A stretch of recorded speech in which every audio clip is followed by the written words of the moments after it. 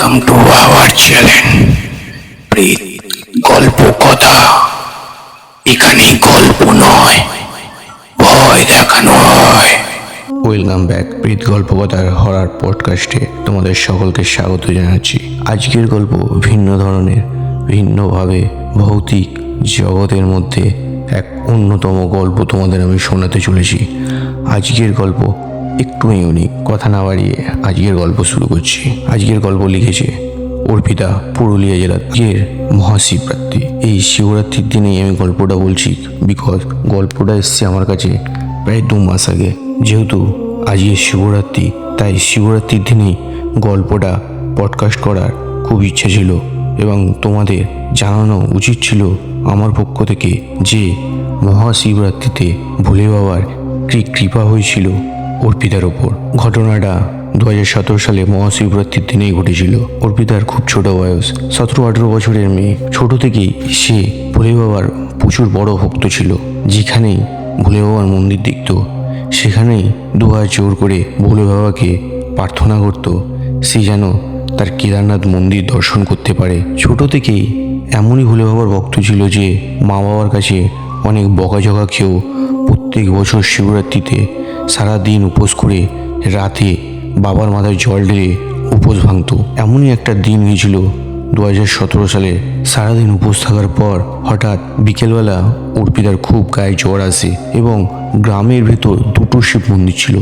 একটা ছিল বাড়ি থেকে প্রায় 2-2.5 কিলোমিটার গভীর জঙ্গলের ভেতরে একটি পুরনো জীর্ণ শিব মন্দির, আর একটা ছিল গ্রামের ভেতরেই একটি ছোট্ট শিব মন্দির যেখানে প্রায় সবাই শিবরাত্রির দিন জল ঢালতো। প্রচণ্ড জ্বর থাকায় অর্পিতার বাবা মা অর্পিতাকে বারণ করে দেয় যে তোকে আর শিবরাত্রি করতে হবে না, তুই তো সকালবেলা বাড়িতেই শিবের পুজো করেছিস, সুতরাং আর তোকে যেতে হবে না। এতটা পরিমাণে ওর জ্বর ছিল যে ও বিছানা থেকেই উঠতে পারছিল না এবং বাড়ির সবাই ওই শিব মন্দিরে জল ঢালতে চলে গেছিল যেখানে সবাই যেত গ্রামের। হঠাৎ করে রাত্রির 8টার সময় অর্পিতা বলে যে না, আমি তো যাবোই আজকে বাবার মাথায় জল ঢালতে। তো ওর বাবাকে লিটলিও ফোন করে এবং বলে বাবা তোমরা কোথায় আছো বলো, আমি যাচ্ছি। ওর বাবা ওকে ধমক দিয়ে বলে তুই আজকে আসবি না, তোর প্রচণ্ড শরীর খারাপ, তুই ঘরে শুয়ে থাক। অর্পিতা একটু জেদি টাইপের ছিল। ওর বাবা ওকে এইভাবে বকছে, সেই কথাটা মাথায় নিয়েই তার জেদ আরও চেপে গেল এবং সে বলল আমি নয় ওই মন্দিরে যাব না, কিন্তু আমি জঙ্গলের মন্দিরে অবশ্যই যাব। ওখানে একটা পুরোহিত থাকে যে ওই মন্দিরেই থাকে এবং ওখানে লোকও কম থাকে। আমার যেতেই যতটা দেরি, যতক্ষণ বাবা মা আসবে ততক্ষণ আমি বাবার পুজো করে বাড়ি ফেরত পড়বো। তো রীতিমতো সে বেরিয়ে যায় সে শিব মন্দিরে এবং ওখানে গিয়ে দেখে পুরোহিত মশাই একাই বসে আছে। যেহেতু রাতে কেউ যেত না, পুরোহিত মশাই দেখে অর্পিতাকে বলে মা তুই এত রাত্রে এখানে কেন এলি, গ্রামের ওই মন্দিরেতে গিয়ে পুজোটা দিয়ে দিতে পারতিস। অর্পিতা বলল ঠাকুরমশাই আমার বাবা আমাকে প্রচুর বকেছে আমার শরীর খারাপের জন্য। পুরোহিত মশাই বলল ঠিকই তো বলেছে মা, তুই তো বাড়িতেই পুজো করেছিলিস আর মনের ভক্তির কাছে সব ভক্তি।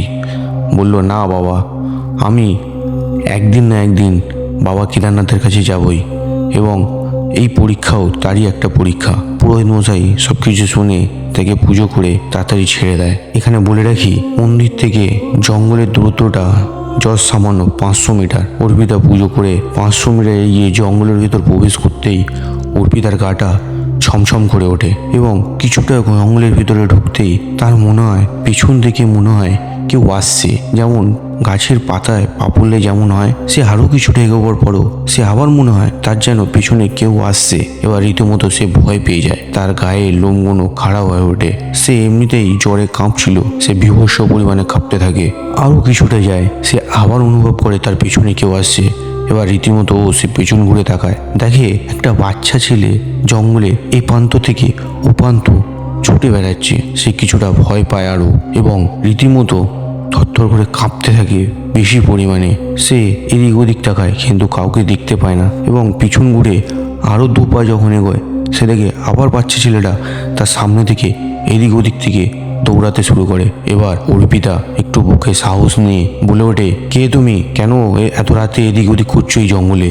তখন হঠাৎ সে শুনতে পায় বাচ্চা ছেলেটা কাঁদছে এবং কেঁদে কেঁদে বলছে, আমাকে বাঁচাও, আমাকে বাঁচাও, আমাকে বাঁচাও। রীতিমতো যেদিকে বাচ্চাটা গেছিল অর্পিতা সেদিকেই দৌড়ে চলে যায় এবং গিয়ে দেখে উপর থেকে একটা অবয়ব, সে কি বিভৎস মুখ, যার দিকে অর্পিতা রীতিমতো ভয় স্তম্ভিত হয়ে যায়। সেই ভয়ঙ্কর অবয়ব বাচ্চা ছেলেটার চুলের মুঠি ধরে নিচে ঝুলছে। অর্পিতা কয়েক সেকেন্ডের জন্য স্তম্ভিত হয়ে গেলেও পরবর্তীকালে যখন তার হুঁশ ফেরে, সে ওই বাচ্চা ছেলেটার পাটা ধরে জোরে নিচের দিকে নামিয়ে নেয় এবং হাত ধরে ছুটতে থাকে। ছুটতে ছুটতে সে প্রায় গ্রামের দিকে চলে এসছে এবং পিছনের দিকে তাকাতেও সে দেখে ওই অবয়ব তাদের পিছু পিছু আসছে। গ্রামের ভিতরে ঢুকতেই অর্পিতা বাচ্চা ছেলেটিকে জিজ্ঞেস করে, তুমি এত রাতে এই জঙ্গলে কি করছিলে? সে অর্পিতাকে বলে, আমি বাবার পুজো করতে এসেছিলাম। অর্পিতা বলে, তোমাকে তো দেখে এই গ্রামে কোনোদিন দেখিনি আমি, তুমি কোথায় থাকো? তোমার মা বাবার নাম কি? ওর বাচ্চা ছেলেটা বলে, আমার কোনো বাবা মা নেই।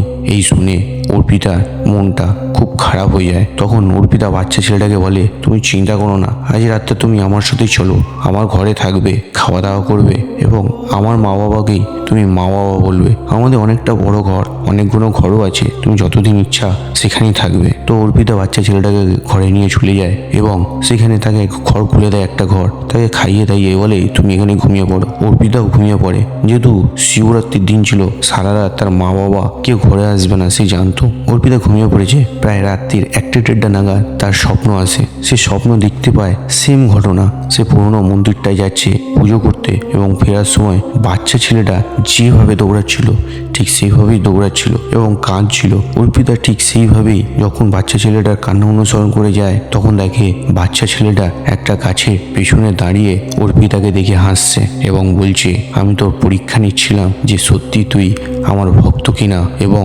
আমার কোনো অসহায় বাচ্চা যদি কোনো বিপদে পড়ে তুই তাকে সাহায্য করিস কিনা। এই কথাটা শোনা মাত্র অর্পিতার ঘুমটা ভেঙে যায় এবং সে উঠে চারদিকে তাকাতে থাকে এবং পাশের ঘরে গিয়ে বাচ্চাটাকে খুঁজতে থাকে। কিন্তু দুর্ভাগ্যবশত ঘরটা পুরো ফাঁকা ছিল এবং ঘরে কোনো বাচ্চা ছিল না। সবকিছু ভেবে অর্পিতা দু চোখ থেকে জল বেরিয়ে আসে এবং সামনে রাখা ছোট্ট একটা শিবলিঙ্গের দিকে তাকিয়ে হাত জোর করে বলে, বাবা, আমি ধন্য হয়ে গেছি তোমার দর্শন পেয়ে। আমি তোমাকে কথা দিচ্ছি, আমার পরবর্তীকালে যা ইনকাম হবে, যা রোজগার করব, তার অর্ধেক আমিও অনাথ বন্ধুদের, অনাথ আশ্রমের সমস্ত বাচ্চাদের দিয়ে আসবো। আজকের ঘটনা এই পর্যন্তই রইল। অনেকে মনে করে যে শুধু ধূপ ধুনো দেখালেই আমি ভক্ত হয়ে যাই বাবার বা অন্য কোনো ঠাকুরের, তাহলে সম্পূর্ণ ভুল। ভক্তি মন দিয়ে হয়। আর যদি সত্যি তুমি ভক্তি দিয়ে বাবার পুজো করে থাকো, বাবা অবশ্যই তোমাকে দর্শন দেবে। ঘটনাটা যদি ভালো লাগে তাহলে অবশ্যই কমেন্ট করে জানাবে। আজকের মতো ঘটনা এখানেই শেষ করলাম। দেখা হচ্ছে আর একটা হরর পডকাস্টে। হর হর মহাদেব।